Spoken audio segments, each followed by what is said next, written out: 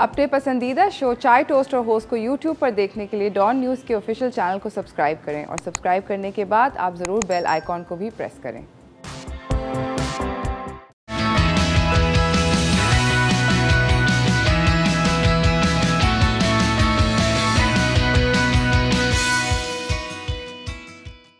सलाम Pakistan, welcome to चाय toast और होस्ट। मैंने अभी चाय का सिप लिया है और जल्दी में क्योंकि टाइटल प्ले हो रहा था ना, आई बर्न्ड माई टंग। मुझे हमेशा डर लगता है गर्म चाय या कॉफ़ी या कोई भी हॉट बेवरेज पीने से पहले मुझे इसी बात का डर होता है कि मेरी ज़बान जलेगी। खैर कर दिया, जो होना था वो हो गया।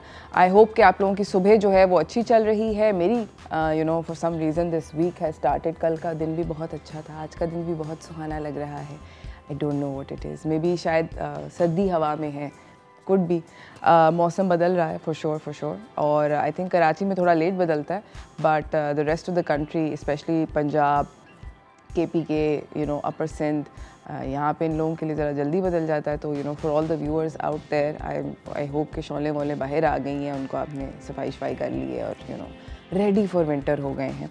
आज का बाय द वे जो टॉपिक है वो काफ़ी इंटरेस्टिंग है और हम बात करेंगे आज later on in the show phobias के बारे में। किसी को ये फ़ोबिया वो डर होते हैं, वो खौफ होते हैं जो कि इंसान को होते हैं। समटाइम्स वो किसी पास्ट ट्रॉमा से कनेक्टेड होते हैं या कभी कभी किसी पास्ट ट्रॉमा से कनेक्टेड नहीं होते, या फॉर एग्जांपल आपके माइंड ने किसी ट्रॉमा को सिमुलेट किया होता है मूवी देख के या किसी और की कहानी सुन के या व्हाटएवर, और आपको उस चीज़ से डर लगता है।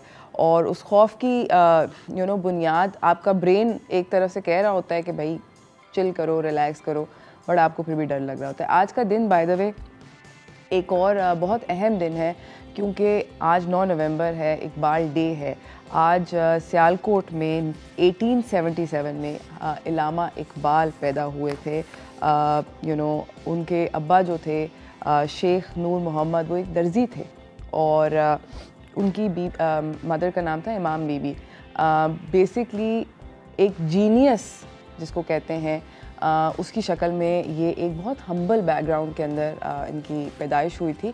एंड एक ऐसा इंसान जिसने मिलियंस एंड मिलियंस ऑफ लोगों को उस टाइम के ऊपर इंस्पायर किया और उनकी सोच बदली, इज़ समबडी एब्सोल्युटली कमेंडेबल। तो आज इकबाल डे मनाया जाता है पूरे मुल्क के अंदर। मैं आपको एक छोटा सा पैकेज दिखाना चाहती हूँ। ये थी एक छोटा सा पैकेज इलामा इकबाल के बारे में। अगेन मैं ये बात कहना चाहती हूँ कि उन्होंने इतनी इंसेन किस्म की पोट्री लिखी एंड ऑब्वियसली उनकी जो जितनी भी PhD थे फ़िलासफ़ी में, जर्मनी में आप लोगों ने भी देखा कि उन्होंने PhD करी। उन्होंने लोगों की सोच तब्दील करी अपनी पोट्री के ज़रिए, जो कि एक बहुत कमेंडेबल बात है। और मुसव्विर पाकिस्तान उनको इसीलिए कहा जाता है बिकॉज़ उन्होंने बहुत सारी इंसेन किस्म की पोट्री लिखी थी। आई एम श्योर आप लोगों को काफ़ी सारे वर्क्स भी उनके पता होंगे, शिकवा, जवाब शिकवा। कभी आप बैठ के उनको पढ़ें तसल्ली से। बहुत आसान नहीं है उनकी पोट्री, बहुत सारी ऐसी पोट्री है जिसको समझना बहुत ज़्यादा आसान नहीं है, थोड़ा टाइम लगता है, but take out the time and definitely do it. Because मुझे लगता है कि अब जाकर व्हाट आई मीन ये भी क्रिकेट मैचेस वगैरह भी चल रहे हैं। मैंने एक बात जिसके ऊपर मैं बहुत खुश हुई हूँ, मेरी बेटी, जस्ट क्विकली साइड स्टोरी आपको जल्दी से बता रही हूँ। सलीना जो है वो बहुत अरसे तक उर्दू नहीं बोलती थी। इसने पिछले 2-1 साल के अंदर उर्दू बोलना शुरू करी और उसको उर्दू ज़बान से जो है वो मोहब्बत हुई, इसलिए क्योंकि मैंने घर में उर्दू के अलावा अंग्रेज़ी में बात करना छोड़ दी। आई थिंक बहुत ज़्यादा ज़रूरी है कि हम अपनी ज़बान को तरजीह दें और उसके अंदर अपनी जितनी भी कॉन्वर्सेशन है कोशिश ये करें कि उसके उर्दू में करें, अपने बच्चों को सिखाएं। और इस तरह के जो अमेजिंग किस्म के ग्रेट पोट्स हमारे गुजरे हैं उनके वर्क्स को दोबारा से रीडिस्कवर करें। मैंने स्कूल में पढ़ी थी मगर मैंने दोबारा आई हैव प्लान्ड कि मैं डेफिनेटली इकबाल की पोट्री दोबारा पढ़ूँगी। फ़िलहाल इकबाल डे हमारे मुल्क में ज़ोरों शोर से मनाया जाता है, टॉक्स होते हैं, सेमिनार्स होते हैं, एट्सेट्रा एट्सेट्रा। आई होप किसी तरह से, किसी छोटे से तरीके से आप भी उसका हिस्सा बन सकें। फ़िलहाल मेरे पास हैं टॉप स्टोरीज़, तो चलते हैं उनकी तरफ।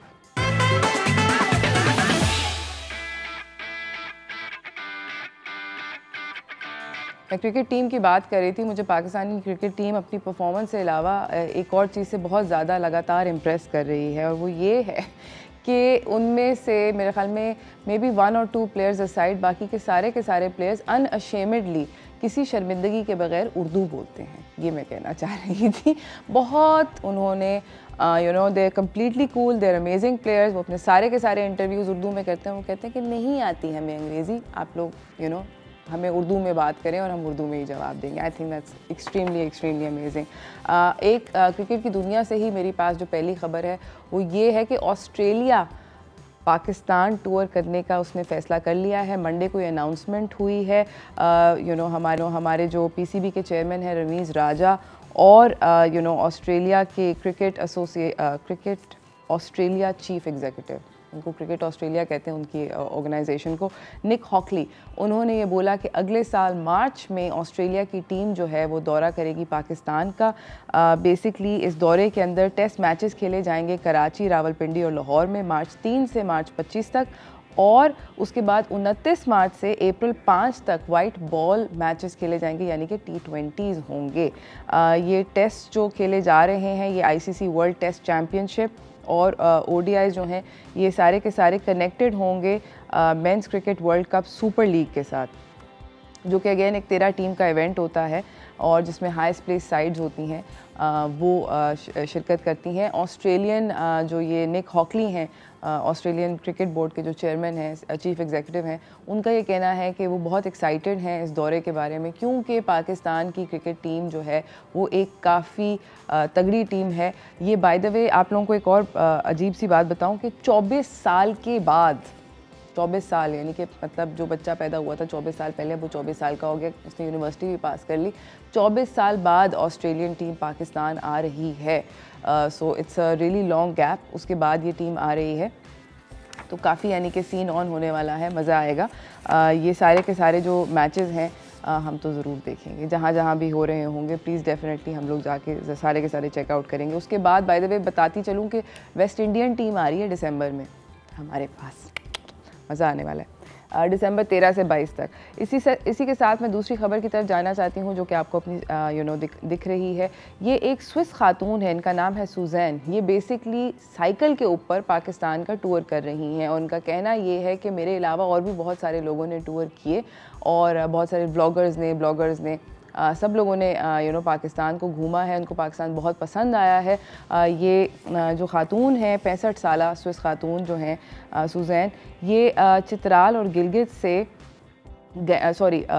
से ये चित्राल की तरफ गई, यानी कि बल्तिस्तान से स्वात की तरफ गई, और इन्होंने कहा कि सारे रास्ते में इनको कोई मसले मसाइल नहीं पेश आए, बल्कि इनफैक्ट उल्टा इनका बहुत ख्याल रखा गया, और कह रही हैं कि मुझे चाय से भी मोहब्बत हो गई। इसके अलावा बहुत सारी और भी लोग आए थे, जिसके अंदर जो ख़वातीन आई और यू नो मर्द हज़रात आए, फॉरेनर्स आए, जिनको पाकिस्तान बहुत सेफ़ महसूस हुआ और काफ़ी अरसे तक वो यहाँ पर यू नो चिलिंग में।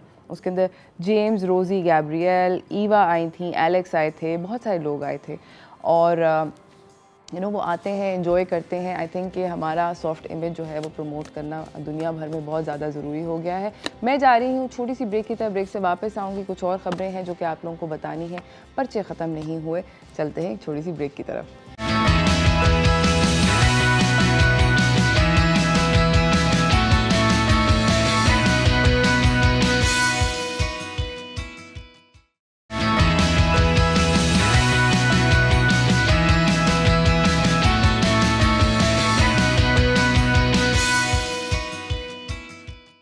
Welcome back from the break everyone. हमारे साथ यू नो रहने का बहुत बहुत शुक्रिया, और अगर आपने अभी भी टीवी ऑन किया है तो आज का शो बहुत इंटरेस्टिंग है। हम फोबियाज़ के बारे में बात करेंगे। आई एम श्योर कि आप लोग जानते ही होंगे, कोई ना कोई एक आधा होगा ज़रूर ज़िंदगी में जिसको किसी तरह का फोबिया है।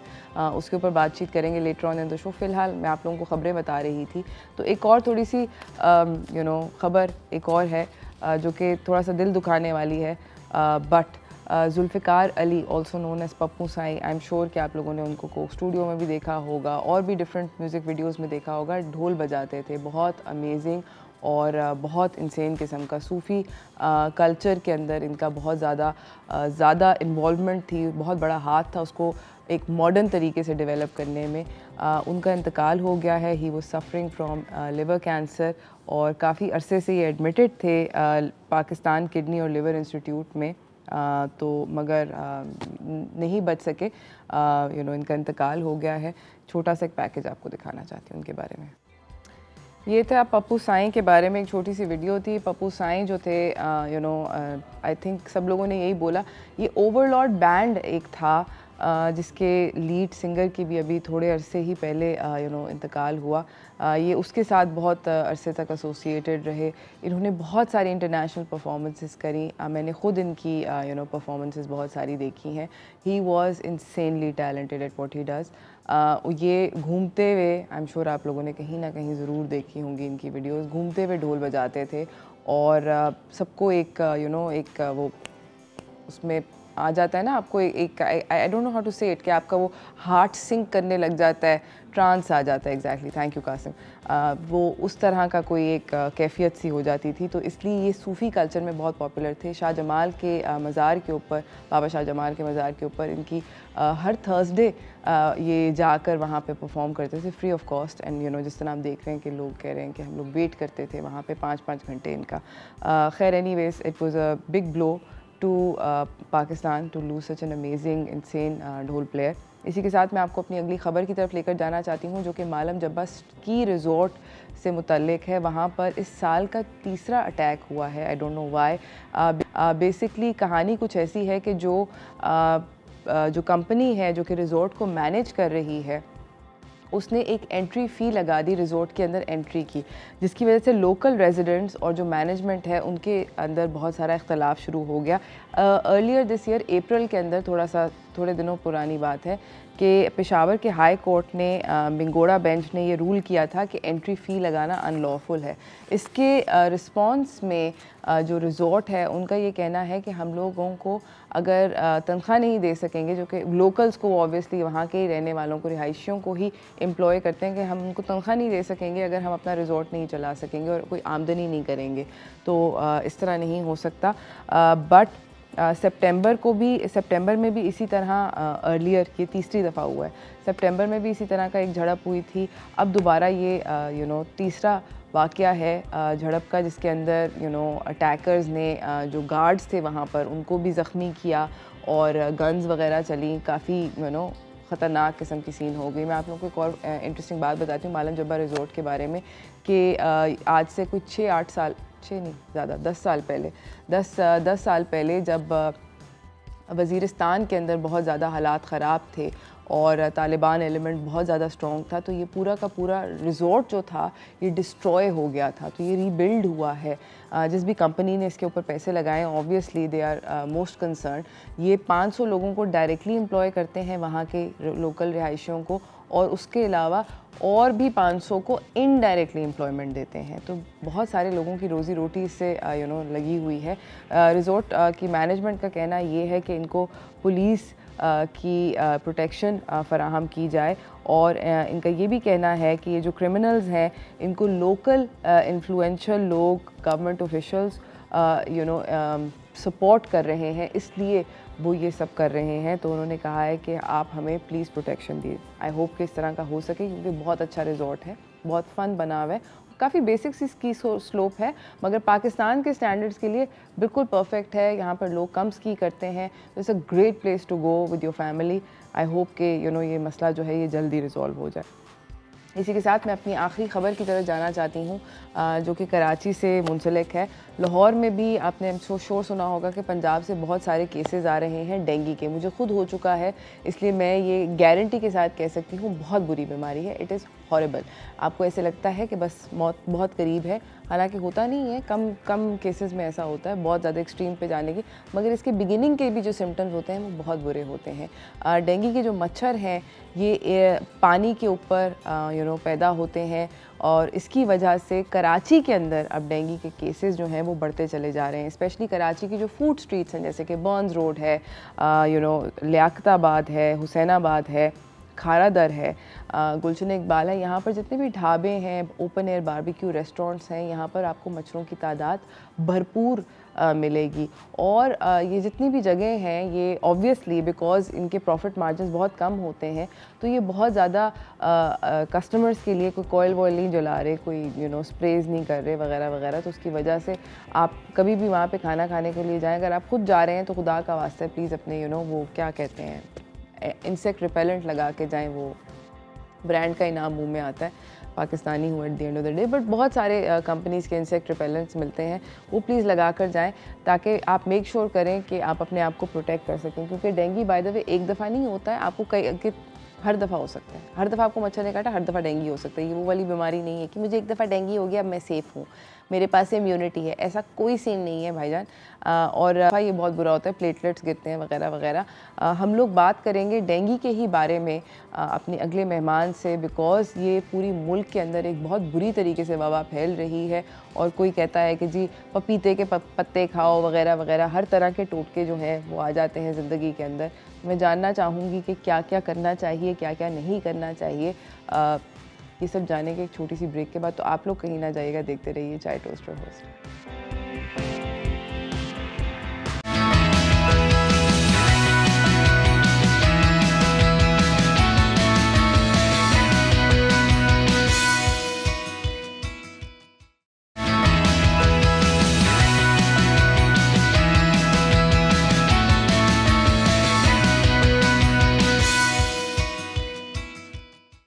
Welcome back from the break everyone. हम लोग बात कर रहे हैं डेंगू के बारे में, जो कि बहुत ज़्यादा फैला हुआ है हमारे पूरे मुल्क के अंदर। बहुत सारे लोग इससे अफेक्ट हो रहे हैं, बहुत सारे लोगों को ये बीमारी हो रही है।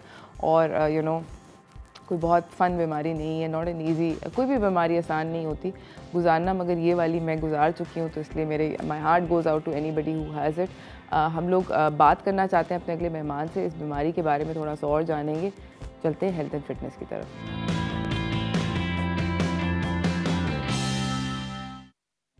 हमारे साथ यहाँ पे मौजूद हैं doctor Iffat Khanum, assistant professor हैं section of infectious diseases, department of medicine AKU से। अस्सलाम वालेकुम, कैसी हैं आप? अल्लाह का शुक्र। डॉक्टर इफ़त, मुझे ये बताएं कि डेंगू का बुखार, ये मतलब मैं तो कर चुकी हूँ, भुगत चुकी हूँ, मगर ये होता क्या है?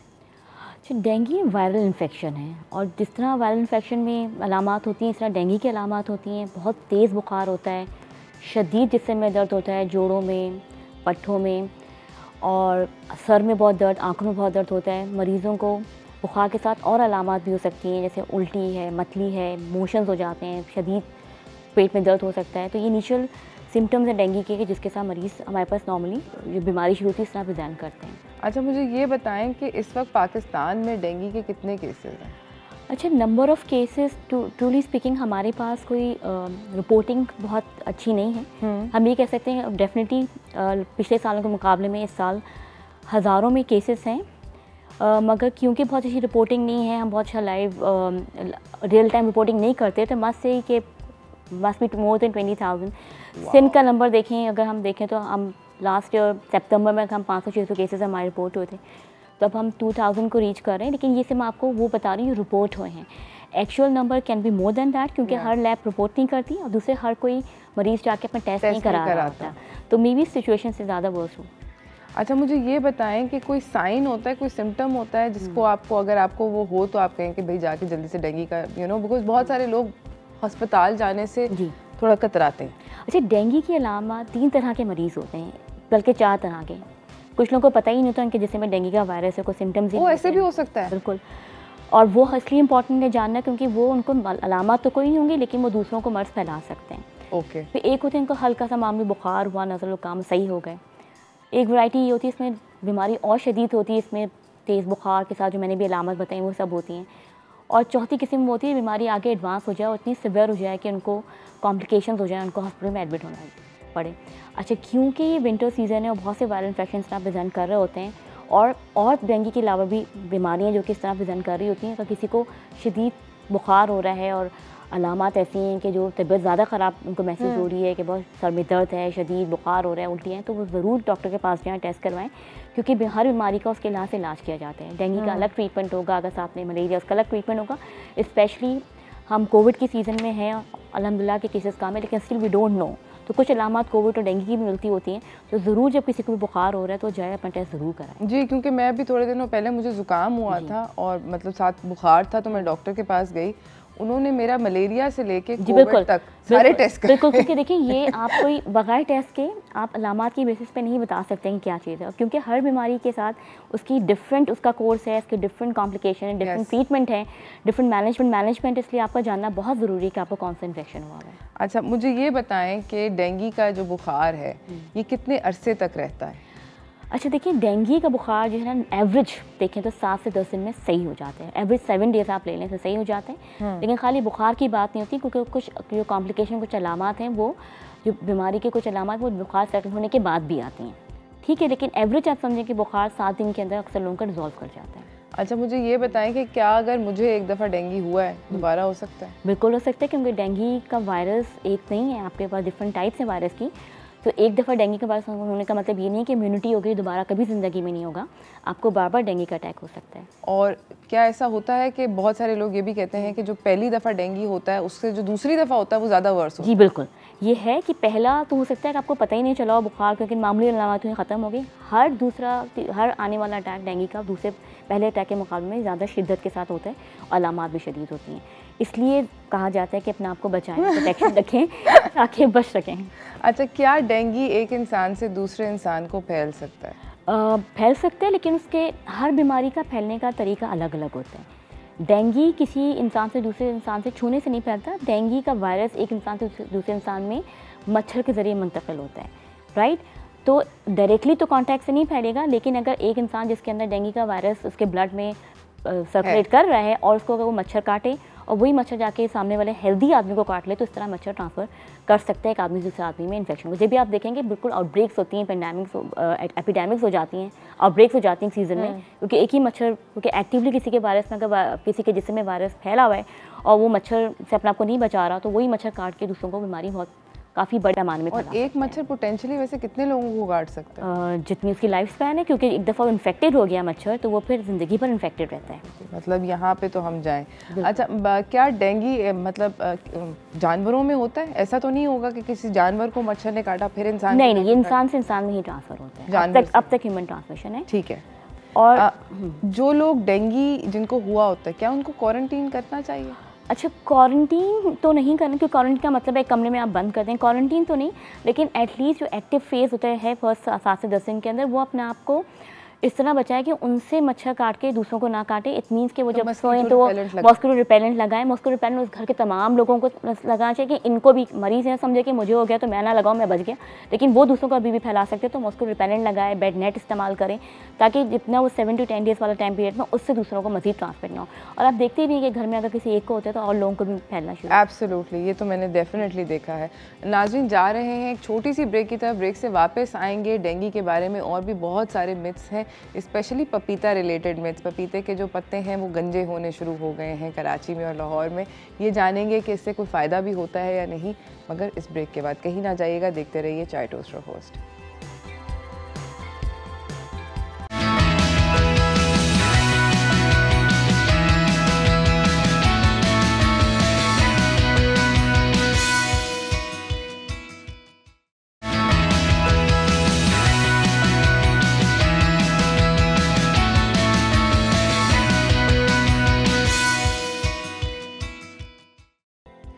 तो ये था डेंगू के बारे में एक छोटा सा पैकेज। हमारे साथ यहाँ पे डॉक्टर इफ़त खानम बैठी हुई हैं, इन्फेक्शियस डिजीज़ से इनका ताल्लुक़ है, AKU से आई हैं हमारे पास। बात हो रही है डेंगू के बारे में। डॉक्टर इफ़त, मुझे ये बताएं कि डेंगू के जो अलार्मिंग अलामात हैं, जो कि जिस पे आपको डर जाना चाहिए, वो क्या हैं? सबसे बड़ी बात है कि डेंगू का जो एक फेज़ होता है, जैसे बुखार होता है, सर में दर्द, शदीद जिस्म में दर्द, उसके बाद जब बुखार ख़त्म होना शुरू होता है, उस वक्त हम ज़्यादा देखते हैं कि प्लेटलेट कम हो रहे होते हैं। जो अलामात हमें देखनी है, जो पेशेंट को देखनी है, मरीज़ों को, वो ये है कि अगर बहुत ज़्यादा शदीद सर में दर्द है, जिसमें कि किसी से ब्लीडिंग स्टार्ट हो जाती है, मसौड़ से खून आ रहा है या पेशाब में खून आ रहा है या स्टूल का कलर आप देखें वहाँ से खून आ रहा है, सांस की तकलीफ़ है, बहुत शदीद सर में दर्द है, बहुत ज़्यादा उल्टियाँ हो रही हैं, शदीद पेट में दर्द है, और ऐसा लगता है कि आपको जहन इरिटेबिलिटी है, रेस्टलेसनेस हो रही है, पेशेंट गुनूदगी में जा रहे हैं, ऐसी कोई भी अलामात जो कि ख़तरनाक है जो मैंने भी बताई, उसमें आपको फ़ौरन हॉस्पिटल का रुख करना है और आपको घर में नहीं बैठना है। ब्लीडिंग का देखने का तरीका ये है कि एक तो आपको नज़र आएगा खून, जो नज़र आता है कि मसौड़ों से खून है रेड कलर का, या जिसम पे धब्बे पड़ना शुरू हो जाते हैं, वो भी अपना मरीज़ अपने ना स्टूल का कलर भी देखते हैं। अगर बिल्कुल डार्क ब्लैक कलर का स्टूल है तो वो भी एक तरीके से बता रहा होता है कि जिसम में किसी आंतों क्लास से खून जा रहा है, उस सूरत हाल में भी आपको फ़ौरन हॉस्पिटल से रुजू करना है। अच्छा, मुझे ये बताएं कि ये जो प्रेग्नेंट ख़वातीन होती हैं, ब्रेस्ट फीडिंग मदर्स होती हैं, क्या इनको ख़ास ख्याल रखना चाहिए?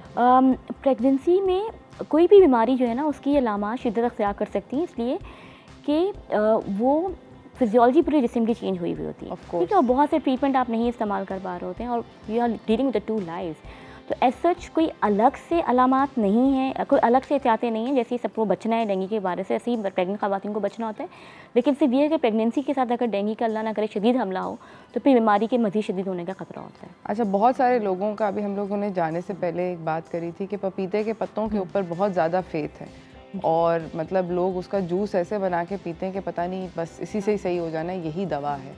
ऐसा इस बारे में कुछ सच कोई है? प्रूवन स्ट्रॉन्ग एविडेंस नहीं है हमारे पास कि भाई पपीते के पत्ते स्टडी नहीं हुई है। कोई स्टडीज़ हैं लेकिन बहुत प्रूवन रोल नहीं है अभी तक सामने। साइंटिफिक एविडेंस इतना स्ट्रॉन्ग नहीं है और ऐसा नहीं है कि आप पपीते के पत्ते नहीं लेंगे तो आप सही नहीं होंगे, ठीक है। बहुत से हज़ारों मरीज़ हैं जिन्होंने पपीते के पत्ते नहीं लिए और बिल्कुल सही हो गए क्योंकि बीमारी अपना कोर्स पूरा कंप्लीट करती है। से एक मैं भी हूँ, पपीते के पत्ते फ्री सही हो गई थी। और दूसरा कंसर्न ये होता है कि किस तरह वो प्रिपेयर किए गए।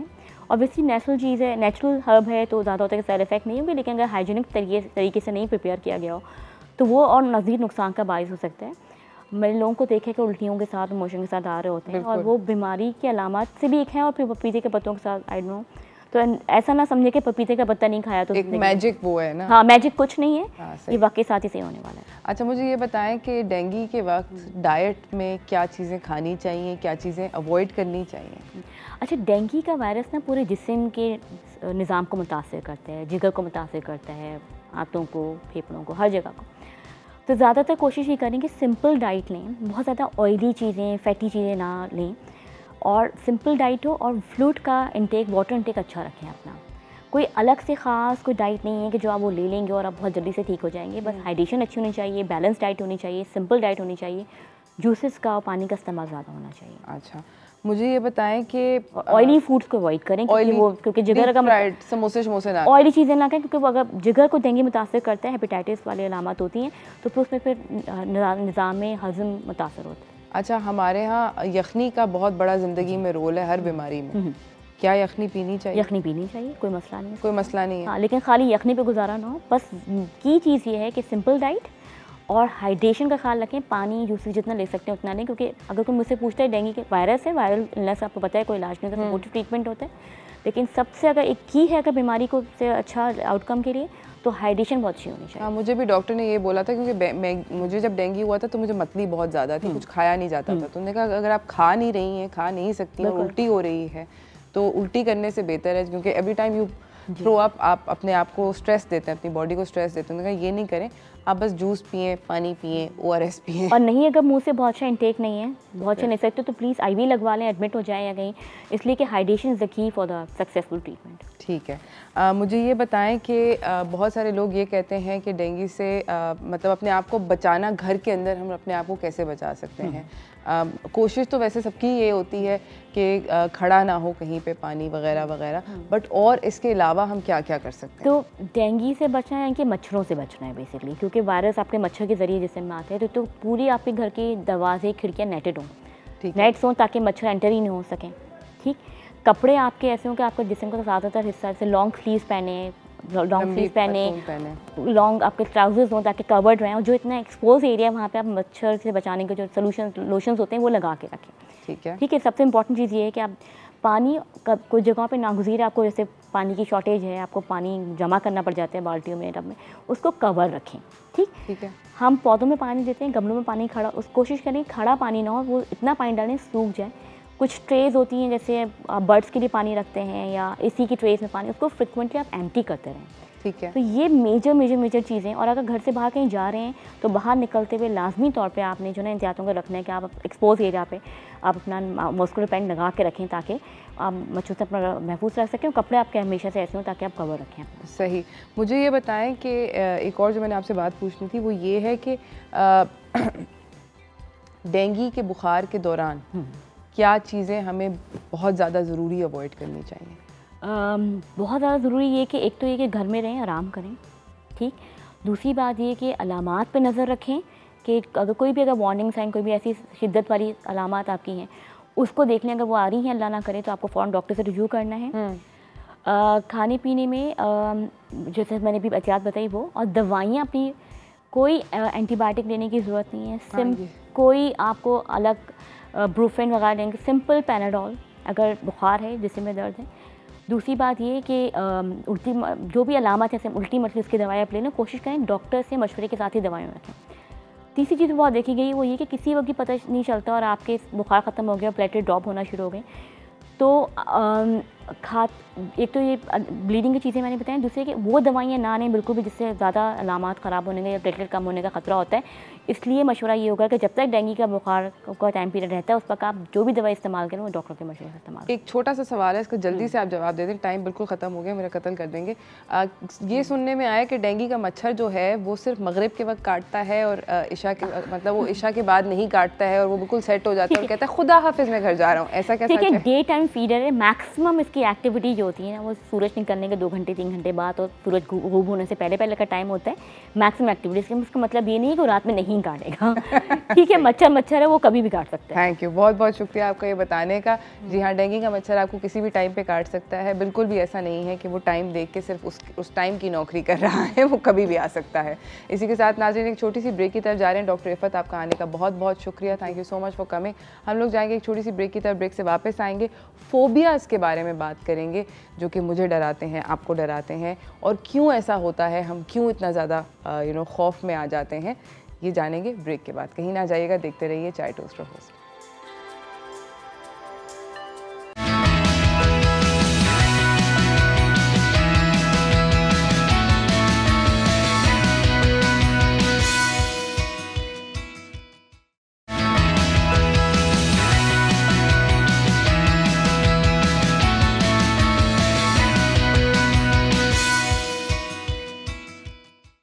Welcome back from the break everyone. हमारे साथ हमारे अगले मेहमान सेट पे मौजूद हैं। बात हो रही है फोबियाज़ के बारे में। बात हम जो करने चलेंगे अभी फोबियाज़ के बारे में, जो कि बहुत सारे लोगों को किसी न किसी तरह से अफेक्ट करते हैं। तो चलते हैं आज व्हाट्स टोस्टिंग की तरफ।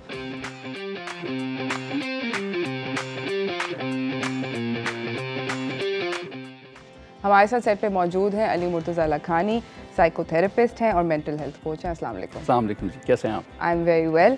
मैंने बाय द वे अभी एक कराची बेस्ड स्टडी का वो पढ़ा and I want to share it with everyone कि एक सर्वे किया गया था कि पॉपुलेशन के अंदर, कराची की अर्बन पॉपुलेशन के अंदर 45% लोग जो हैं वो सोशल फोबियाज से अफेक्टेड हैं, 46% with specific phobias and 30.5% from agoraphobia, यानी कि fear of being in a space जहाँ से एस्केप करना मुश्किल हो।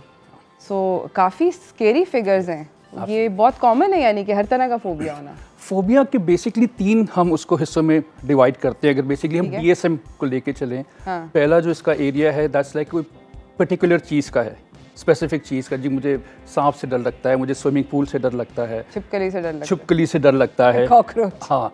दूसरा सोशल, कि मैं कहीं लोगों में जाऊं, उनसे कनेक्ट करने में, सोशल गैदरिंग, ज़्यादा लोगों, उसको शाइनेस नहीं कहेंगे, ज़्यादा शेम से रिलेटेड है वो। अच्छा, ओके, टॉक्सिक शेम, ऑलराइट। और तीसरा जो है वो क्राउडेड जगहों से, कोई ऐसी जगह जहाँ से आई कैन नॉट एस्केप।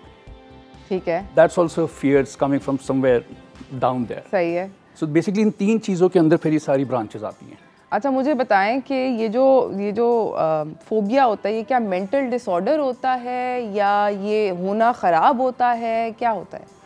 देखो, अगर हम फोबिया की बात करें, पहले देखो एक होता है फियर, एक होता है phobia. Fear is something very healthy. Fear is something कि जी अगर मैं स्विमिंग पूल में जा रहा हूँ, मुझे पता है मैं 6 फीट का हूँ और मैं 10 फीट में जाऊँगा, मैं डूब जाऊँगा, एग्जाम्पल दे रहा हूँ। और फोबिया इज़ कि मैं जाऊँगा किसी भी पूल में तो मैं डूब जाऊँगा, चाहे वो इतना सा भी हो। हाँ, दैट्स अ फियर। ठीक है। Fear of something that does not exist. Okay, which is coming from either my traumatic past experiences, either from my parents या genetically. ठीक है, ठीक है, something that does not exist, it's kind of a phobia.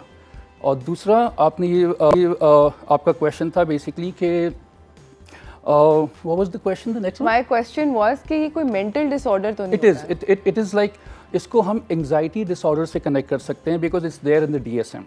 ठीक है, हाँ, तो ये इसकी ब्रांचेस जो है एंजाइटी डिसऑर्डर से आती है, something that I lose control over. Okay, हाँ, तो यानी कि मतलब it is some sort of a Yes, mental absolutely, disorder. yes. Because इसकी भी फिर फोबियाज के अंदर भी कुछ लोगों को बहुत एक्सट्रीम पे होता है और कुछ लोगों को उसी चीज़ का, उसी स्पेसिफिक सिचुएशन का थोड़ा माइल्ड फॉर्म होता है. Exactly. अच्छा देखो, so we as humans, we are gifted with something so powerful जो हमारा ब्रेन है. राइट.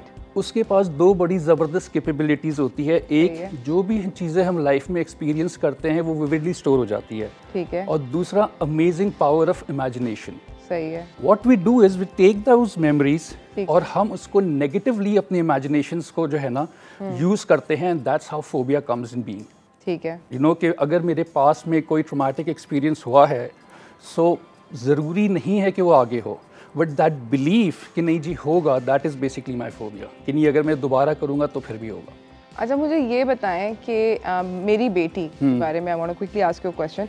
उसको सांप से, स्नेक से बहुत डर लगता है, टू द पॉइंट इतना ज़्यादा डर लगता है कि वो कहती है कि अगर आप सांप या स्नेक बोल दें, सिर्फ ये वर्ड बोल दें, तो वो चीखें मारने लगती है, वो अपनी टांगें ऊपर खींच लेती है, वो कहती है कहाँ कहाँ कहाँ कहाँ. It's insane. वो और फिर कई दिन वो बाथरूम में नहीं अकेले जाएगी. मतलब it then becomes like this crazy. तो ये फोबिया है. This is a phobia. ठीक है. सांप से डरना is healthy. It's okay. Natural. It's okay thing. It's okay. But कि नाम सुन के भी जिस तरीके से उसका बिहेवियर हो जाता है, that is something a phobia. That is something to look into.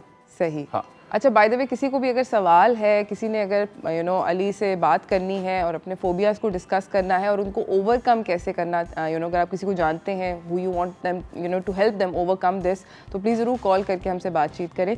Ali, मैं आपसे ये पूछना चाहती हूँ कि फोबिया से निकलना कितना मुश्किल होता है, क्योंकि आपका जब आप उस सिचुएशन में नहीं होते हो, तो आपको उस वक्त तो आपका ब्रेन बहुत सारी इंटेलिजेंट बातें कह रहा होता है कि ये डर जो है ये स्टूपिड है, कुछ भी नहीं होगा वगैरह वगैरह, बट आप उसको ओवरकम नहीं कर पाते. बिल्कुल. तो ओके, सो जैसे मैंने बोला कि इट्स एंजाइटी डिसऑर्डर. ठीक है. जब हमको फोबिया आता है तो एक फियर आ जाता है और उसमें अलग अलग में भी पैल्पिटेशन होने लग जाता है, पसीना आने लग जाता है, खौफ आने लग जाता है. दैट मीन्स हमारे रियलिटी से कनेक्शन ख़त्म हो जाता है. हम अपने पास्ट एक्सपीरियंस से उस रियलिटी को जज कर रहे होते हैं. तो यानी कि ऑलराइट. सो थिंग इज, उसकी बहुत सारी एक्सरसाइजेज है to come back into the reality. वो एक्सरसाइज क्या है वो हम जानेंगे. मिसेस अली का कॉल है हमारे साथ. अस्सलाम वालेकुम. हेलो जी, अस्सलाम वालेकुम. कैसी हैं आप? जी, अस्सलाम वालेकुम. जी वालेकुम सलाम. अल्लाह का शुक्र है. मुझे डॉक्टर अली से सवाल करना है. जी पूछिए. मुझे आप अपने टीवी का वॉल्यूम जो है वो म्यूट कर दें ताकि हमें आपकी आवाज़ ठीक से आए. जी, मैंने अपना मोबाइल बंद हुआ है. अच्छा, जी बताइए. जी, मुझे एरोफोबिया है और ये तकरीबन मेरा ख्याल है 15-20 साल से है. ठीक है. और मुझे फर्स्ट टाइम जो हुआ, मैं जिस जहाज में बैठी वो छोटा जहाज था बहुत. ओके. और बस जैसे उसने टेक ऑफ किया, मुझे ऐसा लगा मैं किसी संदूक में बंद हो गई हूँ और मेरा दम घुटने लगा. मेरी 2 छोटी बच्चियाँ मेरे साथ थीं और मैंने कहा मैंने उतरना है ना. वो समझ गई. तो आपको क्या करना चाहिए, आपका ये सवाल है.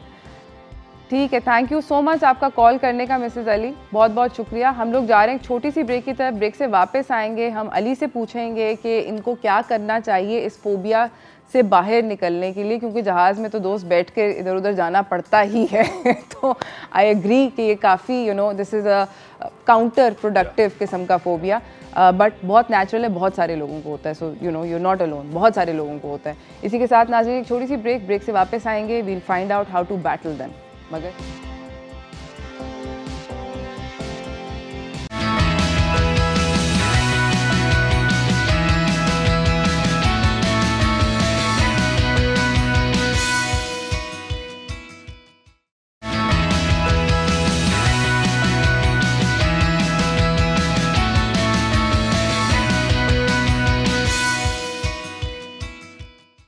Welcome back from the break everyone. हमारे साथ यहाँ पे अली मुर्तज़ा लखानी बैठे हुए हैं। बातचीत हो रही है फोबियाज़ के बारे में, बड़ा ज़रूरी है। मिसेज़ अली का फ़ोन आया था, जहाज़ में बैठने से उनको डर लगता है और ये बहुत लोगों को है। Mrs Ali, you are not alone, there are lots of people जो कि आपकी तरह इस फियर से सफ़र करते हैं कि उनको लगता है कि हम बंद हो गए हैं, सांस बंद हो जाता है, या तो उनको लगता है कि जहाज़ गिर जाएगा, क्रैश हो जाएगा। आप और ये एक मतलब जहाज़ में ट्रैवल करना मॉडर्न डे के अंदर ना करना बहुत मुश्किल है, तो क्या करना चाहिए? देखिए, जो मुझे समझ आया, जो इन्होंने बोला है, इन्होंने पहली एक दफ़ा जहाज़ में ट्रैवल किया और वहाँ से उनका वो फियर डेवलप हो गया। अब बेसिकली वो उस एक्सपीरियंस को लेके अपने आगे के सारे एक्सपीरियंसेस को जज करती है कि जी अगर मेरे साथ एक तो मेरा कोई इंसिडेंट जो है वो अनहेल्दी हुआ है तो सारे बाकी भी होंगे। ऑलराइट, बिकॉज और कोई उसकी श्योरिटी नहीं है कि दोबारा ऐसा होना है। सो उसके लिए the first thing she needs to do is seek professional help, where the professional can help her to break this cycle and kind of differentiate ke what's the experience she's gone through, what's the reality, and all the imaginations she's struggling with, where she connects the reality with the imagination. ठीक है ना, तो वो professional help always works. ठीक है, क्योंकि इनको कोई भी कितना भी बोल दे कि नहीं जी नहीं होगा, हाँ, लेकिन वो बैठेंगी वो होगा। ऐसे ही है वो, हर दफा आप कितनी भी कस्में खा लें वो तो हाँ, so there are no shortcuts to these things. It's a process. You need to go seek professional help, and that person will guide her through this process. अच्छा, प्रोफेशनल हेल्प के अंदर, खैर इसके ऊपर हम थोड़ी सी और बात करेंगे बाद में। मुझे ये बताएं कि जो बच्चे होते हैं, and this is what I want to come to, बच्चों जो when they very young babies जो होते हैं, उनको किसी तरह का डर नहीं होता। आप उनको पानी में फेंक दो, वो पानी में भी हैप्पीली होते हैं। उनको ऊंची जगह पे बैठे होते हैं, हमें पता है, हमें नज़र आ रहा है कि हाँ गिरेगा, बहुत ज़ोर की चोट लगेगी, बट उस बच्चे को डर नहीं लगता। उसको कुत्ते से डर नहीं लगता, उसको बिल्ली से डर नहीं लगता, उसको सांप से डर नहीं, उसको किसी चीज़ से डर नहीं लगता। और वो बिल्कुल क्यूरियस होता है, इनफैक्ट उसको टच करने की कोशिश करता है, स्विच में हाथ डालने की कोशिश करता है, हर तरह का स्टूपिड काम करने की कोशिश करता है। तो बच्चों को क्यों नहीं ये फियर्स होते हैं? अच्छा देखिए, जब बच्चा एक पैदा होता है ना, for them there is no right और wrong, there is no good और बैड। सही है, ठीक है ना। तो उनको ये चीज़ नहीं पता होती कि जी मैंने अगर ये करना है तो ये होगा। There is no set of belief systems that they bring in the world with them. हाँ, some children are born with more anxiety than other children, ये है, they get it from the parents. ठीक है, यहाँ तक है। लेकिन again जो आपका क्वेश्चन है उसमें ये है कि they don't know what's gonna happen next because they haven't experience it. Phobias या जितने भी हमको इश्यूज होते हैं वो हमारे पास्ट एक्सपीरियंसेस से होते हैं। Children don't have any past experiences. सही। So when they grow up they go through these different traumatic experiences, because for a child anything which is not something which is not affirmation and nurturing is a trauma for a child. Alright? So when a child goes through these different things, वहाँ से फिर वो belief systems जो है ना उनके बनना शुरू हो जाते हैं। हाँ, जैसे अभी वो एक एग्जाम्पल थी, बच्चे ने जी एनाकोंडा देख लिया, छोटा था, तो बड़े होके उसको सांप से डर लग गया। राइट, ऐसे ही। तो वो एक छोटा था ना, वो उसके जहन में एक चीज़ बैठ गई। हाँ, तो वो सांप का नाम भी सुनता है, वो सीधा उसको वहाँ ले जाता है उस मूवी पे कि भाई ये तो बहुत बड़ा सांप है, ये खा जाएगा। तो उसकी सांप की डेफिनेशन एनाकोंडा हो गई है। So that is what snake means to him or her. Okay. अच्छा, immersive therapy is something that a lot of people talk about. Self help books में हम पढ़ते हैं कि अगर आपको किसी चीज़ से डर लगता है तो उसके अंदर head first dive करने sometimes works for some people, sometimes it does not work. In fact, sometimes उसके बहुत बुरे असरात भी होते हैं. It can backfire really badly. Yes. ऐसा है? Okay, again, everyone has their own experiences. I personally feel that it's always good to, if you're diving into something and you don't know where you're diving into, it's always good to have a support system with you. ठीक है. हाँ, don't do it yourself. अकेले ना. ना, क्योंकि chances है कि बहुत अच्छा हो जाए, लेकिन चांसेस हैं कि ख़राब भी हो जाए। यानी कि अगर आपको सांपों से डर लगता है तो जाके सांपों के टैंक में ना बैठे। बिल्कुल, हाँ, अकेले ना बैठे, क्योंकि कोई हो, हाँ बिल्कुल, एब्सोल्युटली, क्या पता वो ट्रॉमा बैकफायर कर जाए। हाँ, और आपको और ज़्यादा पता, पहले से ट्रिपल ज़्यादा हो सकता है। हाँ, so it's always good to have a support system with you. अच्छा, मुझे ये बताएं कि बहुत सारे कुछ ऐसे भी फियर्स होते हैं जो कि मतलब इंसान को दूसरे आउटसाइडर को काफ़ी बेसलेस लगते हैं। For example, somebody I know, friend उनको हाइट फोबिया है, और इस तरह का हाइट फोबिया है कि अगर हम किसी बालकनी पे खड़े होंगे तो वो बालकनी पे नहीं खड़े हो सकते। मतलब ये काफ़ी मुझे सिली लगता है कि आप वहाँ मुझे बहुत स्टूपिड लगता है from seeing from the outside कि एक जवान जहान आदमी उसको बालकनी पे नहीं खड़ा हो सकता, वो बालकनी के से नीचे नहीं देख सकता, वो कमरे के अंदर रहेगा चौथे फ्लोर पे, दूसरे फ्लोर पे, मगर वो बालकनी तक नहीं जाएगा। अब ये वाले जो फियर्स होते हैं, दिस इज़ टू मी कि ये तो एवरीडे लाइफ में आपको अफेक्ट कर रहे हैं ना। अच्छा, you know, as a professional, this is a very common phobia for me. Really? Height phobia is a very common phobia. You're talking about silly phobias. People are scared of yellow color. People have phobia for 8 number. People have phobia of people with beard. You know, these are silly phobias. Like, I won't call the word silly because everyone is suffering, you know, from something. Something. लेकिन height phobia is something so common. Very common, yeah. अच्छा, height phobia. मुझे ये बताएं कि अभी हम बात करें फोबियाज के बारे में, आपने कौन सा सबसे ज़्यादा स्ट्रेंज फोबिया सुना है? बारिश से. I'll tell you, I'll give you an example also, okay? When we worked through it, basically, when that person was a child, okay, ऐसा उसके साथ इंसिडेंट हुआ था कि उसके पेरेंट्स कोई बहुत ही एक्सट्रीम फिजिकल एक उसमें थे कि, you know, the father was hitting the mother, उस वक्त बारिश हो रही थी. Okay. You know, और वो चीज़ उसके उसमें register because trauma is something that happens in your body when you see something which you're not supposed to see. All right? The shift that happens in your body. तो उसको बारिश उस shift होते हुए वो बारिश की आवाज़ आ रही थी. Okay. All right? अब जब भी बारिश होती है, अब वो ब्रेन भले भूल जाता है लेकिन body always keeps the score. Okay. तो बारिश होती है, वो बॉडी में वो ट्रॉमा जो है वो ट्रिगर दोबारा से ट्रिगर होता है. My God. मिसेस मोहसिन का कॉल है कराची से. अस्सलाम वालेकुम मिसेस मोहसिन. वालेकुम अस्सलाम. जी मिसेस मोहसिन, कैसी हैं आप? जी अल्हम्दुलिल्लाह. जी मुझे डॉक्टर साहब से बात करनी थी अपनी वालिदा के बारे में. जी जी. मेरी अम्मी है और उनकी एज है 85, लेकिन वो डरती हैं अकेलेपन से, अंधेरे से, और डरती हैं कि उनको डरने की वजह से अब ये हालत हो गई है कि वो उनको बहुत एंजाइटी में हो जाती हैं, पसीना आता है और क्या कहते हैं, अब उन्हें ऐसा लगने लगा है कि क्या कहते हैं मेरा दम घुट रहा है या मुझे जलन हो रही है कहीं, हर जगह वो कहती हैं मुझे जलन है, पेट में जलन है, इस तरह का कुछ क्रिएट करती हैं कि जैसे सब उनके पास रहें. तो अब आप मुझे ये बताइए कि उनका हम किस तरह इसको रिलीव कर सकते हैं, या कोई भी बीमारी होती है तो उसको इतना अपने ऊपर वो कर लेती हैं हावी कि वो चाहती हैं कि सब मेरे पास हों, क्योंकि मेरे सिर्फ एक भाई हैं और उनकी शादी हुई भी है, एक बच्ची है उनकी, तो वो अकेली होती हैं अपने रूम में. समझ तो ये उनका मसला है. तो अब मुझे बताइए कि मैं उनको किस तरह हम उनका कर सकें कि हम उन्हें उनकी हेल्प नहीं कर सक रहे किसी भी तरीके से. हाँ, और अब वो उम्र के इस हिस्से में है कि उनको आप कहीं ले भी नहीं जा सकते. मेंटल हेल्थ बात ही नहीं समझती हमारी. जी थैंक यू, बहुत शुक्रिया मिसेस मोहसिन.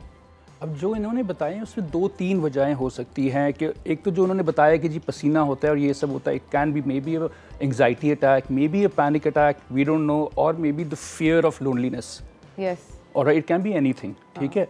और ऑफ कोर्स अगर किसी को सबसे बड़ी सज़ा देनी है उसको अकेला छोड़ दो. I guess that's the biggest struggle, you know, अकेलापन, यू नो, लोनलीनेस. बिल्कुल. तो अगेन मैं तो यही बोलूँगा कि it's always good to seek professional help. मगर इस उम्र के हिस्से आप में ऑनलाइन तो अब इतना इजी हो गया है. चलें फिर ऑनलाइन के लिए प्रोफेशनल हेल्प ज़रूर सीख करें. मगर अली मुझे ये बताएं कि कुछ एक ऐसी 2-3 टिप्स भी दे दें उनकी फैमिली को कि वो कुछ कर सके उनके लिए. अच्छा, क्योंकि एक वो उस एज के उसमें है, तो हम जब आदमी इस एज में आ जाता है तो खुद वो चीज़ों को प्रैक्टिस करना थोड़ा सा उनके लिए मुश्किल हो जाता है. इट्स ऑलवेज गुड कि you can spend some time with her, with some complimenting word कि जस्ट टेल हर कि we are around.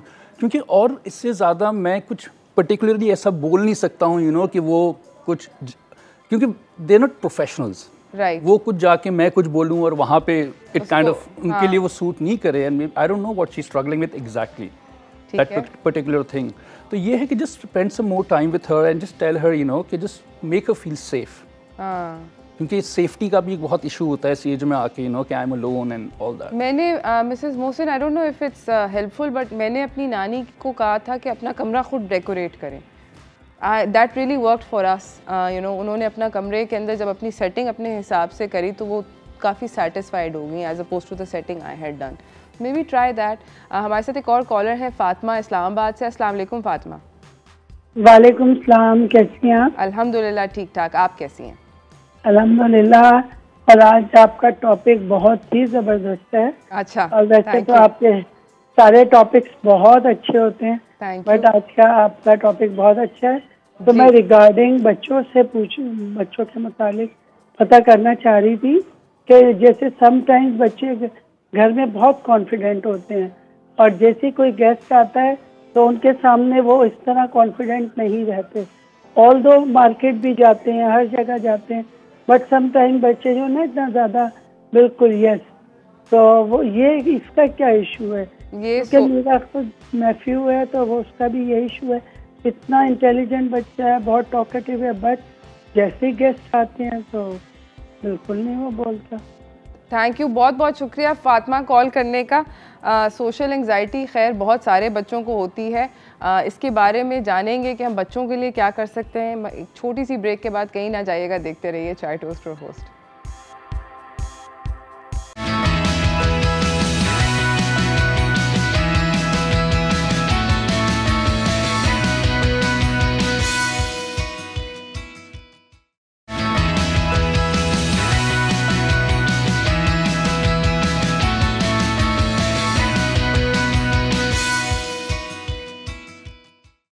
Welcome back from the break everyone. हमारे साथ यहाँ पर अली मुर्तज़ा लखानी बैठे हुए हैं. बात हो रही है फोबियाज़ के बारे में और हमें एक और गेस्ट ने ज्वाइन किया है. हमें उजाला फ़ारूक ने ज्वाइन किया है जो कि 4th ईयर मेडिकल स्टूडेंट हैं डाउ इंटरनेशनल मेडिकल कॉलेज पे. अस्सलाम वालेकुम Ujala. How are you? I am very well. Ujala basically एक फ़ोबिया से, पर्टिकुलर फ़ोबिया से स्ट्रगल करती थी और उन्होंने उसको ओवरकम किया. हम उनसे उनकी जर्नी के बारे में भी बात करेंगे. ब्रेक में बाय द वे हमने ब्रेक पे जाने से पहले भी एक कॉलर का फ़ोन आया था. वो कह रही थी कि सोशल एंग्जाइटी है उनके नेफ्यू को, बच्चों को. बच्चे चुप हो जाते हैं मेहमानों के सामने. फिर किसी ने ब्रेक में कॉल करके बोला उनको अंडे से फ़ोबिया है. And then there was another caller who said कि उनको उल्टी करने से फ़ोबिया है. उनको उल्टी करने से बहुत ज़्यादा डर आता है और परिंदों से. So different phobias. आप एक एक करके सबको प्लीज़ एड्रेस कर दें अली. बहुत सारे पेशेंट्स आ गए ना. All right, okay. So again basically we all are unique individuals and everyone is struggling through their own this thing. So again phobia क्या होता है, मेरे जो भी अपने एक set of rules है उस accordingly to those particular things. अंडा हो गया, परिंदा हो गया.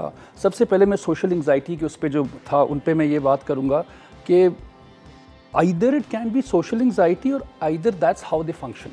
हाँ, उस बच्चे को बात नहीं करनी, उसको नहीं करनी, ठीक है ना. तो उस पर कोई वो स्ट्रेस नहीं है. May be that's how he is. May be he has a very introvert personality may be. और शायद आपने उस बच्चे को ये बोला हो कि भाई स्ट्रेंजर डेंजर, आपने बोला उसको बच्चे को. फातिमा, ऐसा भी हो सकता है कि हम लोग कहते हैं कि किसी बाहर वाले से बात ना करो, बहुत बचपन से बच्चों को सिखाते हैं. तो क्या पता वो बच्चा उस वजह से बात ना करना चाहता हो. बिल्कुल, एग्जैक्टली. सो एक तो we need to allow a child to kind of explore their own identity and how to go about it. लेकिन अगर सोशल एंग्जाइटी है जहाँ आप देखें कि नहीं जी उसकी प्रोडक्टिविटी पे वो अफेक्ट कर रहा है. मेरे ख्याल में यही उनका स्ट्रेस था फातिमा का, कि अगर उसकी प्रोडक्टिविटी पे वो कर रहा है तो वहाँ पे ये है कि पहले तो आप उससे try to talk it out. लेकिन it's difficult where a parent can help a child out. Because वो एक रिलेशनशिप, एक ऐसी इमोशनल बॉन्डिंग होती है कि वहाँ थोड़ा सा मुश्किल हो जाता है. तो फिर अगेन ये है कि आप फिर प्रोफेशनल हेल्प सीख करें वेयर उसका प्रॉब्लम डायग्नोज सही तरीके से हो सकेगा. क्योंकि it's very very important to diagnose it properly. ठीक है, सही. और जो अंडे का फोबिया, और नहीं ट्रू फोबियाज हैं दोस्त. अंडे का फोबिया, उल्टी करने का फोबिया, परिंदों से फोबिया. बिल्कुल. अगेन हर किसी को अलग अलग किस्म के फोबियाज हो सकते हैं और उसको ये देखना बहुत ज़रूरी है कि वो आ कहाँ से रहा है. जो कि मैं जब आगे अगर थोड़ा सा हम बात करेंगे उसके तरीकों पे, सो वहाँ पे I can tell you phobia कहाँ से आ रहा है. कहाँ से आ रहा है. अच्छा उजाला, आप अपनी जल्दी से फोबिया की स्टोरी हमें बताइए. मुझे असल में खून से डर लगता था और खून देखने से तो मैं देखकर बेहोश हो जाती थी. Okay. And I am becoming a surgeon. अभी मैं 4th ईयर में। बहुत बैड आइडिया ऑपरेशन थिएटर में उजाला बेहोश पड़ी है। So seriously पेशेंट खुला हुआ पड़ा है, उजाला ने मैंने इतना सुना है कि क्यों बन रही हो सर्जन अगर डर लगता है, बट मेरा दिल हमेशा से था, तो आई न्यू कि मुझे इसको ओवरकम करना था। बट मेरा फोबिया काफ़ी सीरियस था, मैं एक्चुअली बेहोश हो जाती थी। मैंने एक इंटर्नशिप की थी KPT हॉस्पिटल में, और वहाँ पे मेरे सामने ER में एक पेशेंट को IV लग रहा था, and I just fainted. I woke up on the stretcher and the doctors were laughing and they were like, आप क्या कर रही हो, you know. But over the past few years जब medicine start हुआ, मैं गई सर्जरी के OT के रूम में, एंड मैं जितनी देख सकती थी मैंने देखा, बेहोश हुई, उठी, फिर गई, फिर किया। एंड आई थिंक मेरे साथ मेरा सपोर्ट सिस्टम बहुत अच्छा था, in the sense that my parents are very supportive, and वो मुझे हर वक्त after my surgeries I would come back, I sit with them and I tell them how it went, and they would, you know, keep motivating me कि कुछ नहीं होता, you can do it, this, that. So I kept trying and trying and trying, and now in my 4th year मैं OT में जाती हूँ, I assist, I've done sutures, मैं stitches लगाती हूँ, उतारती हूँ, मैंने डॉक्टर्स को असिस्ट किया हुआ है। And as far as injections and needles are concerned, I was part of the vaccination team, I was working with the Sindh government, and मैंने अराउंड 2000 लोगों को वैक्सीनेट किया, एंड दे कोविड के लिए get vaccinated.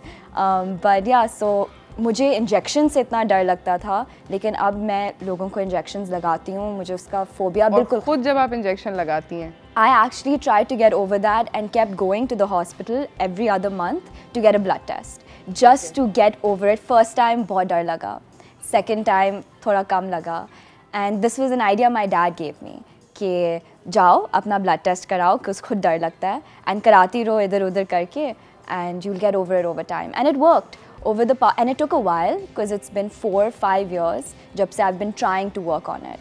And when you consciously make that effort कि आप किसी चीज़ को overcome करने की कोशिश करें, होता है. But the want to do it is there. Yes.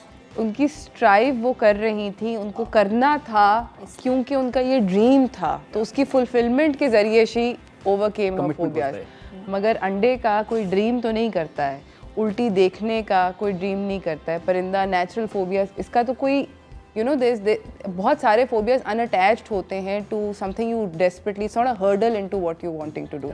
तो उस सिचुएशन में इंसान अच्छा, जिसको अंडे से फोबिया है या जिसको वॉमिटिंग से स्ट्रगल कर रहा है, वो उसका ब्रेन, ये कॉन्शियस ब्रेन ये बिल्कुल रजिस्टर कर रहा है कि ये नहीं होना चाहिए। वो बात कर रहे हैं, उनका सवाल है, अगर उन्होंने कॉल करके बोला है कि ये फोबिया है, तो इसका मतलब रजिस्टर्ड है, कॉन्शियस स्टेट में है। लेकिन फियर कहाँ से आ रहा है? आपके अनकॉन्शियस, आपके सबकॉन्शियस में स्टोर हुआ हुआ है। सही है। Mostly we think we are in control, but 70-75, this is my calculation, it's not something कि मैं वो, लेकिन what I see 70% of our life is controlled through our subconscious. Really? This is how I see it when I'm working with clients. Okay, we think we are in control. हमें लगता है और होता है ऐसा कुछ नहीं है, ड्राइविंग सीट में कुछ और। हाँ ना, देखो कितनी दफ़ा हम लोग चीज़ें प्लान करते हैं लेकिन नहीं कर सकते, हमको पता है ये चीज़ सही है, but we can't do it. हाँ, okay, so basically it's coming from the subconscious. All right, or this it's somewhere stored in the body. ठीक है. So that means we can't work with it. सही है. क्योंकि we not, अगर कर सके होते तो अब तक कर चुके होते। All right. बिल्कुल ऐसा ही है. नहीं, that means हमसे नहीं हो रहा. बिल्कुल ऐसे ही. Okay, और जब अब नहीं हो रहा तो फिर of course जब मुझसे नहीं हो रहा तो फिर मुझे हेल्प की ज़रूरत है. सही है. Okay. इन्होंने ट्राई किया, इनसे हो गया, माशाल्लाह, she moved on. कुछ लोगों से हो जाता है, कुछ लोगों से नहीं होता है, and it's totally okay अगर नहीं हो रहा, it's totally okay to ask for help. Because it's an anxiety disorder. Absolutely. And it's something which does require help at some point. If I couldn't get over it, the next step would have been कि आप एक psychotherapist or a psychologist, you go, you talk about it. बिल्कुल. And you try to get over it, you counseling करते हैं, उससे बात होती है, and that's how you. Absolutely, बहुत ज़्यादा ज़रूरी है to seek help अगर वो फोबिया उस पॉइंट पर पहुंच गया। वो पॉइंट क्या होता है हम अली से पूछेंगे इस छोटी सी ब्रेक के बाद कि कहाँ पर आपके लिए ज़रूरी हो जाता है कि फिर अब आप जाएं और जाके प्रोफेशनल हेल्प सीख करें, ये जानना बहुत ज़्यादा ज़रूरी है। जा रहे हैं एक छोटी सी ब्रेक की तरफ, ब्रेक से वापस आएंगे, इस गुफ्तगू को जारी रखेंगे।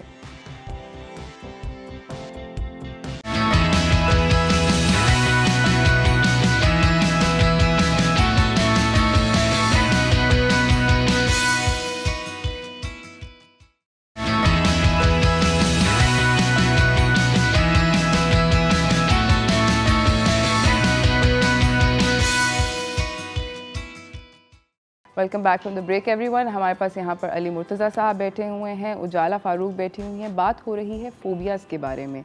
अली, आप हमें जल्दी से ये बताएं कि किस पॉइंट पर फ़ोबिया और जो कहते हैं एक हाई लेवल ऑफ फियर और फ़ोबिया का वो जो एक डिलीनेटिंग फैक्टर होता है कि वो जो फियर है वो फ़ोबिया में तब्दील हो रहा है और अब थेरेपी की ज़रूरत है, अब ख़तरनाक होगी ये बात। अच्छा, अगर मैं ये देखूं कि मेरा जो पर्टिकुलर फ़ोबिया है वो मेरी नॉर्मल लाइफ को फंक्शन करने में मुझे प्रॉब्लम्स दे रहा है, मेरी सेहत ख़राब कर रहा है, मेरे रिलेशनशिप्स ख़राब कर रहा है, मेरी प्रोडक्टिविटी ख़राब कर रहा है और मैं वो चीज़ ख़राब होती जा रही है और मेरा कंट्रोल उस पर नहीं है, तो फिर मुझे प्रोफेशनल हेल्प की ज़रूरत। जैसे मैंने बोला कि अगर मुझसे नहीं हो रहा, अब जैसे उजाला ने एक एग्जांपल दी कि जी उन्होंने ट्राई किया, पहले उन्होंने खुद ट्राई किया, and it's always good to first try yourself.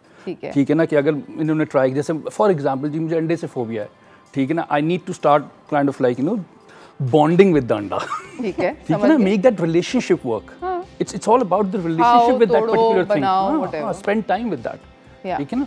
तो पहले आप खुद कोशिश करें वो अपना उस फियर को जो है ना वो करने के लिए, लेकिन अगर नहीं हो रहा है, एज आई सेड कि आपकी प्रोडक्टिविटी उससे प्रॉब्लम में आ रही है, तो फिर you need to go and seek professional help. ठीक है। और फियर में और फोबिया में क्या, because you see for example अगर किसी को फियर है छिपकली से, अब छिपकली एक वो है, हर वक्त तो नहीं होती ना ज़िंदगी में, कभी कभी आ जाती है। अब वो उसको देखकर अगर चीख मार दी, बेसाख्ता चीख निकल गई, तो ये यहाँ तक ओके है बात, या यहाँ पर भी थेरेपी पे चले जाए? मैं एक छोटी सी एग्जांपल के साथ बताता हूँ। एक बच्ची है, उसको सांप का फोबिया है, लेट्स सपोज, ठीक है। मैं अगर आपको सांप का नाम लेता हूँ, आपके जहन में एक सांप की तस्वीर आती है, एक नॉर्मल सांप की, ठीक है। उस बच्ची सांप का नाम अगर हम लेते हैं, वो बच्ची डरने शुरू हो जाती है, उसका रिएक्शन टोटली डिफरेंट होता है, बहुत बड़ा होता है, बहुत बड़ा होता है, वो अजीब वो एक उसका बिहेवियर वो होता है। सो फियर, सांप से हर किसी को डर लगता है, ठीक है, सांप है, हम पीछे होंगे, लेकिन सांप का हम जब नाम सुनेंगे, ओके जी, समथिंग फिल्थी, समथिंग डिस्गस्टिंग, काट लेगा, ठीक है। लेकिन अगर आप चीखने लग जाओ, आपके बिहेवियर्स बिल्कुल ही आप देखो कि तब्दील हो गया है, so that is a phobia. ठीक है, ये फर्क है। और उस पॉइंट पर आपको हेल्प की ज़रूरत है, ऑफ कोर्स। ठीक है। अच्छा, मुझे ये बताएं कि जब हम प्रोफेशनल हेल्प सीख करते हैं तो एक एवरेज थेरेपी सेशन कैसा होता है? ओके, सो सबसे पहले जब आप थेरेपी में जाते हो, again every therapist has their own ways, लेकिन जो बेसिक स्टफ है कि सबसे पहले तो थेरेपिस्ट ने आपसे पूछना है कि जी आप किस लिए आए हो, क्या क्या इश्यूज़ है, व्हाट यू स्ट्रगलिंग विद, और जब आपने थेरेपिस्ट को अपने जितने जेन्युइन होकर आपने बताना है कि दीज आर माई इश्यूज़, और फिर mostly it's CBT that really works with phobias, cognitive behaviour therapy, ठीक है, ऑलराइट। और लेकिन कहीं पे अगर चीज़ें ज़्यादा ख़राब होती हैं तो मेडिकेशंस भी ज़रूरी हो जाती है, डिपेंडिंग। वहाँ पे फिर ये है कि आपका थेरेपिस्ट आपको किसी साइकियाट्रिस्ट के पास रेफ़र करेगा कि आप जाएं थोड़ा सा अपने बिहेवियर्स को सपोर्ट करने के लिए। लेट्स सपोज आपको कोई एक्सट्रीम पैनिक अटैक्स आ रहे हैं, ठीक है ना, तो उसके लिए एक सपोर्टिंग मेडिकेशन भी जो है वो ज़रूरी हो सकती है। अच्छा, यहाँ पर उजाला बैठी हैं। उजाला, अभी कोरोना का ये जो सारी की सारी अभी तक चल रही है ये वबा, मगर कोरोना के टाइम में बहुत सारे लोगों को, स्पेशली हेल्थ केयर प्रोफेशनल्स में मैंने एक देखी थी चीज़ कि उनको फियर ऑफ जर्म्स जनरली बहुत हेल्दी होता है, क्योंकि आप लोगों को पता है कि वो कितनी ज़्यादा तबाही मचा सकता है। और लोगों ने टू दैट पॉइंट मैंने देखा थैलियों पे स्प्रे कर रहे हैं, जूतों पे कर रहे हैं, मतलब आप वो नहा रहे थे basically with sanitisers and stuff. एक होता है, अब क्या इसको हम फोबिया डिफाइन करेंगे? सी दिस इज़ वेरी, अभी ये तो थोड़ा सा अलग है क्योंकि अभी हम पैंडेमिक से गुजर रहे हैं, तो उसमें you can't be too careful. अगर आप अपना इतना ख्याल रख रहे हैं तो मुझे तो मैं भी उतना ही इतनी फोबिक थी, जर्मोफोबिक थी कि मैं भी इस तरह ही अपने हाथ करती थी, सैनिटाइज हर दूसरे सेकंड, थैलियों पे, इन चीज़ों पे, जूतों के नीचे। बट ड्यूरिंग दिस टाइम इतना अगर ख्याल रखें तो सही है। मुझे तो इतना बुरा। आपका क्या ख्याल है? जी, वो जो एक शुरू का जो टाइम था ना, it was all about survival, right, and specially जो ये A टीम थी हमारी, व्हिच वाज फ्रंट लाइन पे थी, एंड एक का एक फियर था क्योंकि हमको पता नहीं था क्या होना है, और कैसे ट्रांसमिट होना है, और वो तो लोगों को देख रहे थे, हम लोग तो घर से ही बाहर नहीं निकल रहे थे ऐसे, जो शुरू के 4-5 महीने थे, तो इसलिए वो I guess it was like a right thing to do, that was like a fear of survival था। तो फोबिया नहीं, वो एक फियर था, आई थिंक पर्सनली। ओके, वो फियर था और वो जस्टिफाइड फियर था, of course, because with a phobia आप एक ऐसी चीज़ से डरते हैं जो आपको डेंजर ना भी प्रेजेंट करे। अब उसमें आपका एक डेंजर था, आप एक कॉन्शियसली एफर्ट डाल रहे थे कि आप केयरफुल रहें। So it could be a fear as well. Absolutely. Thank you so much आप लोगों का आने का बहुत बहुत शुक्रिया। अली आपका भी बहुत शुक्रिया, उजाला आपका भी बहुत शुक्रिया। जाते जाते कोई मैसेज देना चाहेंगे लोगों को? बस मैसेज यही है कि अगर आपको लगे कि आपको प्रॉब्लम है, आप स्ट्रगल कर रहे हैं, आपकी प्रोडक्टिविटी ख़राब हो रही है, please do ask for help. It's okay to ask for help, क्योंकि जितना आप हेल्प से दूर भागेंगे उतनी ही चीज़ें जो है वो आपकी ख़राब होंगी। तो जितना जल्दी आप हेल्प को सीक आउट कर लेंगे, इतना ही आपका प्रॉब्लम जल्दी सॉल्व हो जाएगा। And everyone can't overcome it. जैसे कि ये सोच कर के किसी ने ओवरकम कर लिया कि मैं भी कोशिश यही करूँगा कि मैं ओवरकम करूँ, नहीं, you can seek help. That should be your next step. अगर नहीं हो रहा तो जाएं, किसी से बात करें and try to take the right step forward. Absolutely, thank you so much. आप दोनों का बहुत बहुत शुक्रिया कि आप लोगों ने इस बात के ऊपर, क्योंकि हम इस तरह की चीज़ों को काफ़ी नज़रअंदाज कर देते हैं और कहते हैं कि ये तो डरपोक इंसान है। इस तरह के अल्फाज बाय द वे नहीं इस्तेमाल करने चाहिए, दिल दुखाने वाले, बिकॉज़ ये वाली जो बातें हैं ये स्पेशली बच्चों के साथ, बड़ों का मतलब अच्छे खासे मेरे जैसे इंसान का दिल अगर दुख सकता है तो किसी बच्चे को आप बहुत ज़्यादा इरिवर्सिबली डैमेज कर सकते हो ये कह के कि तुम लड़कियों जैसी हरकत कर रहे हो, या ये जो है तुम डरपोक हो, या बहादुर बनो, देखो दादा अब्बू ऐसे थे और अब्बा ऐसे थे और फलाना ढमकाना, इस तरह की प्लीज़ बातें नहीं किया करें। क्योंकि अगेन जिस तरह अली ने भी बात करी थ्रू आउट द शो, उजाला ने भी बात करी, आपको नहीं पता कि वो जो फियर है या वो फोबिया है वो कहाँ से स्टेम कर रहा है।